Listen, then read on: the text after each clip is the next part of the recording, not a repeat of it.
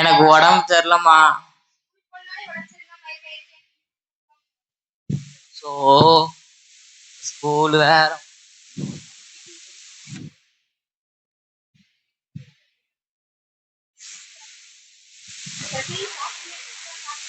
வேண்டாம், பைய பசிக்கல. ஆராய்ச்சி பண்ணு. புக்கு ஃப்ரெண்ட்ஸ்ட கொடுத்துட்டேன். ஹோம்ஒர்க்கே கொடுக்க மாட்டாங்க. இந்த மாதிரி இந்த மாதிரி ஏட்டிக்கு முன்னாடி கேள்வி கேட்காத, அப்புறம் வீட்டை விட்டு ஓடி போயிடுவேன். ஸ்கூலுக்கு போறதை பெருசு, ஹோம்ஒர்க் வரேன்.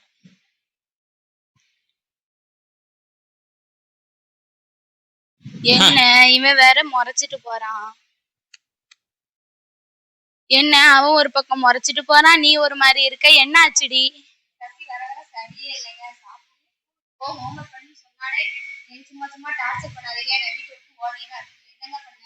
ஏதோ தப்பு நடக்கு. நானும் கொஞ்ச நாளா பாத்துட்டு தான் இருக்கேன். அவங்க சார்கிட்ட பேசணும்.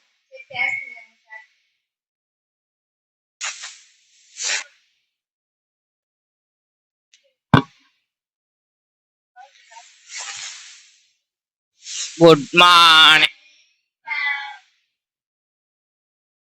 சரி, இவ்வளவு நேரம் நம்ம ஒளிநாட்டத்தை பத்தி பார்த்தோம். உங்க எல்லாருக்கும் புரிஞ்சிருக்கும்னு நினைக்கிறேன். நாளைக்கு இந்த பாடத்துல உள்ள கொஸ்டின் ஆன்சர் எல்லாம் எல்லாரும் ஹோம்ஒர்க் எழுதிட்டு வந்துருங்க. என்ன சசி ரொம்ப டல்லா இருக்க? உடம்பு சரியில்லையா? எதுக்கு கலர் ட்ரெஸ் போட்டு வந்திருக்க? சரி, உனக்கு எதுவும் பிரச்சனையா? வீட்டுல எதுவும் பிரச்சனையா? இப்பெல்லாம் நீ சரியாவே படிக்கிறது இல்ல, ஹோம்ஒர்க்கும் எழுதுறது இல்ல. என்ன நினைச்சிட்டு இருக்க? சரி, ஓகே, எல்லாரும் இன்டர்வல் போயிட்டு வாங்க. நான் உனக்கு அப்புறம் பேசிக்கிறேன்.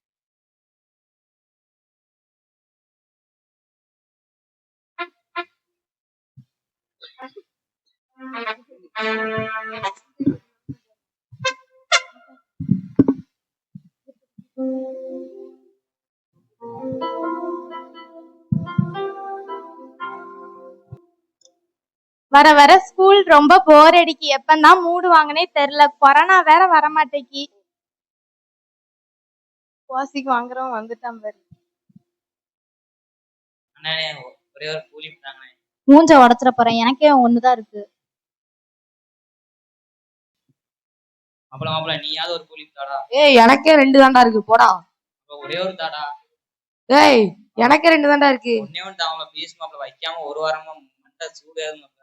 சரிந்தா, யாரும் தெரியாம மறைச்சு வை.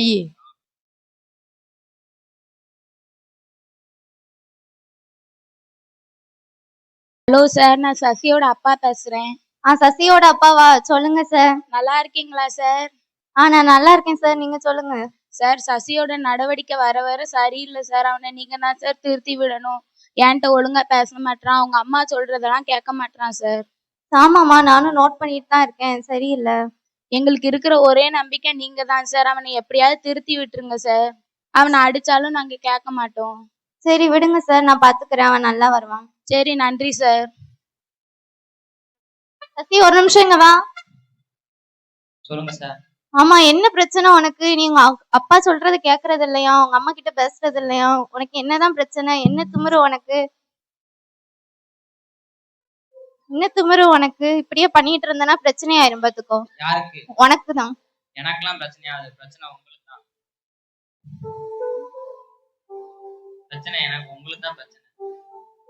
இந்த மிரட்டல் உருட்டெல்லாம் உங்க வீட்டுல வச்சுக்கோங்க. என்கிட்ட வச்சுட்டீங்க அவ்வளவுதான், பிரச்சனை ஆயிரும்.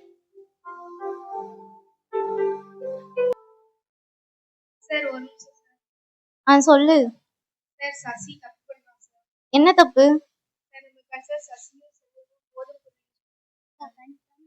அவங்கள கோவப்படாதீங்க சார். அவனை நிச்சயமா ராஜா, நான் பாத்துக்கிறேன். சசி, முதல்ல நீ என்கிட்ட பேசின விதத்தை நினைச்சு நான் வருத்தப்பட்டேன். ஆனா நீ இப்ப வாழ்ற விதத்தை நினைச்சு வருத்தப்படுறேன். நான் உன்னை மிரட்ட வரல, உன் தவறு தெரிஞ்சு உன்கிட்ட பேச வந்திருக்கேன். இந்த போதை பழக்கம் உன் வாழ்க்கைய பாதையை மாற்றி தாறுமாறு ஆக்கும் சசி. வேண்டாம் சசி. இது உன் மனசையும் உடம்பையும் கொஞ்சம் கொஞ்சமா பாதிக்கும் சசி. இதை விட்டு உன் மனசை கொஞ்சம் கொஞ்சமா மாத்தி உன் மனசை படிப்பு மேல மாத்து. இல்லாட்டி பிரச்சனை ஆயிரும் சசி. வேண்டாம் சசி, விட்டுரு. இது உன் வாழ்க்கையை அழிச்சிரும். ஆமா சார், நானும் இதை விடணும் தான் சார் நினைக்கிறேன். ஆனா என்னால விட முடியல சார். ஒரு வாரம் விடுவேன். அதுக்கப்புறம் இந்த பழக்கம் தன்னால எனக்கு வந்துருது சார். இதுக்கு விடுதலைக்கு வழியே தெரியல சார். ஆனா எவ்வளவோ முயற்சி பண்ணிட்டேன் சார். ஆனா என்னால இதை விட முடியல சார். ஒரு கூட்டத்துல ஒரு ஊழியக்காரர் சொன்னாரு, உன்னால முடியாது, உன் பலத்தால பாவங்களை விட முடியாது. நமக்குள்ளே பாவம் வாசமா இருக்கிறதினால் நாம் பாவம் செய்து கொண்டிருக்கிறோம். பாவத்தின் கட்டுக்குள்ளே நாம் இருக்கிறோம். நம்மால பாவத்தை கட்டுப்படுத்த முடியாது. பாவம் தான் நம்மளை கட்டுப்படுத்தும். அவர் சொன்னதெல்லாம் சரிதான் சார். ஆனா எனக்கு தான் ஒண்ணுமே புரியல சார். பாவம் செய்கிற எவனும் பாவத்துக்கு அடிமையா இருக்கிறான். ஆமா, நான் அடிமையா தான் இருக்கேன். இந்த பாவம் நம்மளை விட்டு போகணும்னா நம்மை படைத்த தேவன் நமக்குள்ளே வரணும். நம்மை படைத்த தேவன் இயேசுவை நம்பி அவரை நேசித்து நம்முடைய பாவத்தை அறிக்கை பண்ணினால் குமாரன் உங்களை விடுதலையாக்கினால் மெய்யாகவே விடுதலையாவீர்கள் என்று வேதம் சொல்லுது. அவர் நமக்கு விடுதலை தருவார். நாம் சுதந்திரமான வாழ்க்கை வாழலாம். ஆமா சார், அவர் சொன்னதெல்லாம் உண்மைதான் சார். ஆனா எனக்கு தான் சார் ஒண்ணுமே புரியல. எனக்கு புரியுது சசி. சொல்லுங்க சார்.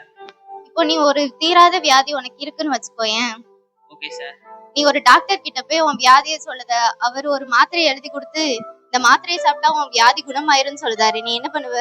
உடனே மாத்திரை வாங்கி சாப்பிடுவேன் சார். அதே மாதிரிதான் நீ அந்த டாக்டரை நம்பி உன் வியாதியை எப்படி சொன்னியோ, ஏசப்பாவை நம்பி உன் வியாதியை சொன்னேன்னா, உன் பிரச்சனைய சொன்னேன்னா, அவர் உன் பிரச்சனையெல்லாம் விடுதலை ஆக்கி உன்னை மன்னிக்கிறதுக்கு உண்மையும் நீதியும் உள்ளவரா இருக்கிறார். எனக்கு தெளிவா புரியுது சார். நான் இப்ப முடிவெடுக்கேன் சார். வீட்டு இந்த மாதிரி பழக்கத்துக்கு நான் அடிமையாக மாட்டேன் சார். ரொம்ப நன்றி சார். Thank you sir.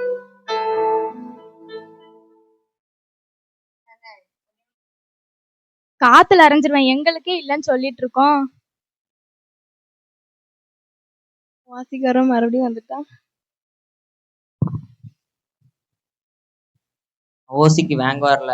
நான் அந்த பாகப்பாத்துல இருந்து ஈஸியா விடுதலை ஆயிட்டேன். அதை உங்கள்ட்ட சொல்லிட்டு போலான்னு வந்தேன். தம்பி எங்களுக்கும் சொல்லு. உன்னியோவான் 1:9 சொன்ன மாதிரி நம்முடைய பாவங்களை நாம் அறிக்கையிட்டதால் பாவங்களை நமக்கு மன்னித்து எல்லா அநியாயத்தையும் நீக்கி நம்மை சுத்திகரித்து அவர் உண்மையும் நீதியும் உள்ளவராய் இருக்கிறார். இந்த வசனம் சொன்ன மாதிரி நம்ம இந்த பாவத்துல இருந்து விடுதலை ஆனா ஏசப்பாக்கிட்ட வந்தோம்னா அவர் விடுதலை உண்மை நிச்சயமா தருவார் நமக்கு. அதனால நம்ம இந்த மாதிரி பாவத்துல இருக்கையில ஏசப்பாக்கிட்ட வந்தா அவர் நமக்கு விடுதலை தருவார். நீங்களும் ஏசப்பாட்ட கேட்டு பாருங்க, அவர் உங்களுக்கு விடுதலை தருவார்.